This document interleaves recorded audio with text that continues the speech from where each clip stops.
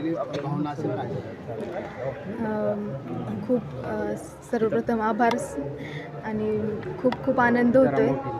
खूप आनंद होत आहे. परिसरातले आणि गावातल्या लोकांनी जे प्रेम दिलं आहे त्यासाठी मी खूप आभारी आहे. कुठेतरी आपण कशा पद्धतीचं विजन असणार आहे आणि पुढं काय कामाचा जो झपाटा आहे तो कशा पद्धतीने असणार? जसं की मी आपल्याला आता सांगितलं की अनगर गाव हे बऱ्यापैकी ऑलरेडी विकसित आहे. त्यात अजून काय भर करता येईल हे ज्येष्ठांच्या मार्गदर्शनाने काही तसे त्या पद्धतीने उपक्रमे आम्ही घेऊ. ताई, कुठेतरी 17 जे बिनविरोध नगरसेवक झाले होते, मात्र आपल्या जो फॉर्म आहे त्याला कुठेतरी उमेदवार देण्यात आला होता, मात्र त्या उमेदवाराचा अर्ज बाद झाला. कशा पद्धतीने मग काय आज तुम्हीही अंगावर विजयाचा गुलाल उधळलेला आहे? कसं आहे, जी आपली 60 वर्षापासून परंपरा आहे, बाबुराव अण्णा माझे आजी सासरे त्यांच्यापासून जी परंपरा आली आहे ती बिनविरोध अशी काही लोकांनी ती परंपरा खंडित करण्याचा प्रयत्न केला, परंतु ते शक्य झालं नाही आणि देवाला हेच मान्य होतं म्हणून हे घडलं.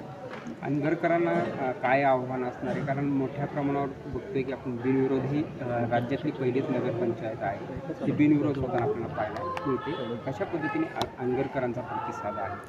अनगरकरांचा खूप उत्सुक आहेत, खूप उत्साही प्रतिसाद आहे, खूप प्रेम मिळतं आहे आणि हे सगळं जे मिळतं आहे त्याच्यासाठी मी खूप मनस्वी आभार सर्वांचा.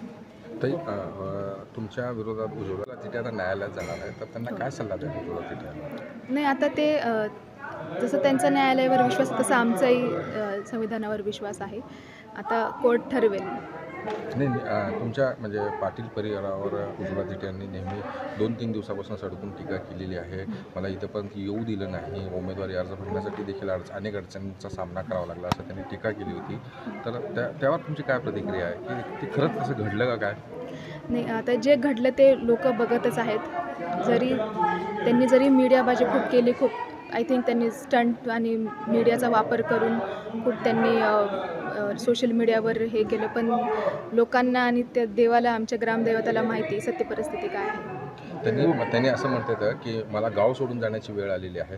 आता तुम्ही नगराध्यक्ष आहात, तर त्यांना पुन्हा गावात येऊन वास्तव्य करा असं आवाहन करायचं आहे का?